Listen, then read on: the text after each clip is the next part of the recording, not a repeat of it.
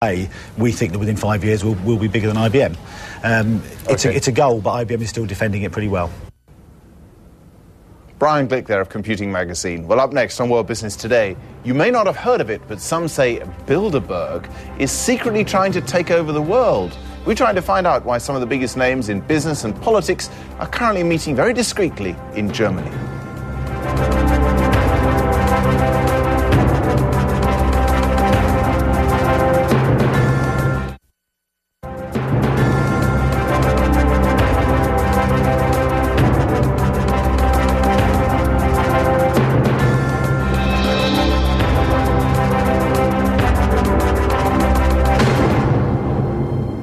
Conspiracy or cozy talking shop? The Bilderberg Group is meeting in South Germany this week, at least according to the Financial Times, which says a group of powerful men and women will debate the future of the world.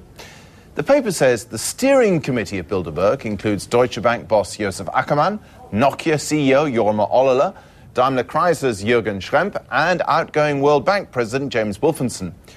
I asked John Ronson, who has written about Bilderberg, what it really is.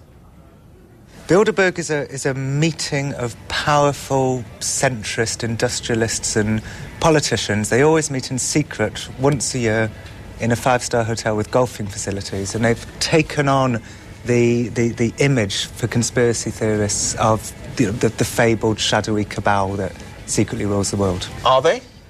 Well, yes and no. I mean, they're a bunch of powerful people. They meet in secret. They say we meet in private, which isn't quite the same thing, is it? It's not quite the same thing. I do think that, by and large, many members of the Bilderberg Group actually see themselves in much the same way as the conspiracy theorists see them, as this shadowy cabal out to, if not to rule the world, then to influence world events. What would they see as their purpose then? I mean, presumably it's a good get-together of powerful people. They don't often get a chance to meet away from the glare of the press. One could understand why they might want to have a private chat. Yeah, and that's certainly got something to do with it.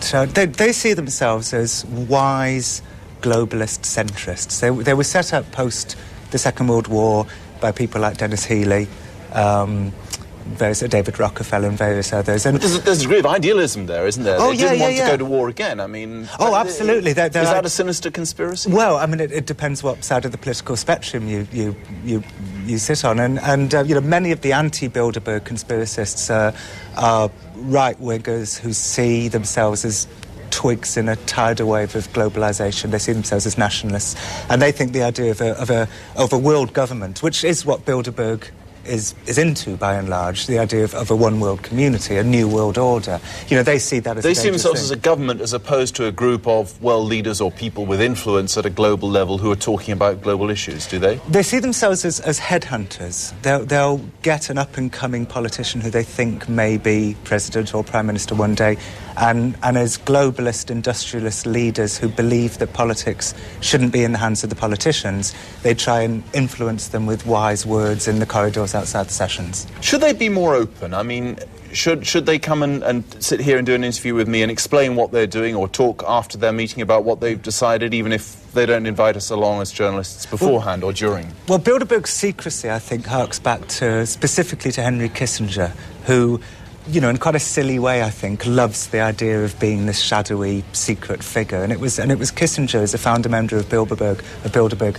who had this idea to be this kind of secret organisation in quite a silly way, really. So, and I think some members, Lord Owen said to me at one point that, he wishes... That's the former British Foreign Secretary and leader of the Social Democratic Party. Yeah, and he said he kind of wished Bilderberg, didn't quite have this air of secrecy, because it gives rise to tremendous conspiracy theories.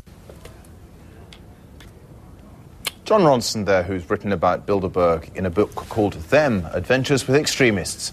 Up next on World Business Today, a tourist industry struggling with the threat of terrorism.